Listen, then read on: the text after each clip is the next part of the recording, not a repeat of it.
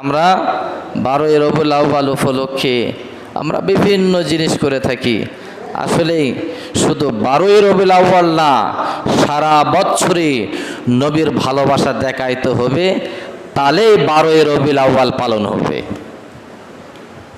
সারা বছর নবীকে ভালোবাসতে হবে, তাহলেই 12ই রবিউল আউয়াল আদায় হয়ে যাবে। খাস করে যে আপনি আপনার বাবার 40 পালন করবেন, খাস করে যে আপনি এই 7 দিনা পালন করবেন, খাস করে আপনি জন্মবার্ষিকী পালন করবেন, দাদা ভাইরা বন্ধুরা, এটা খাস নয়। আপনার বাবার জন্য, আপনার মায়ের জন্য সারা বছর দোয়া করতেই থাকেন, দোয়া কবরে পৌঁছাতেই থাকেন এবং মা বাবার কবরে রুহানি রেসানি করতেই থাকেন।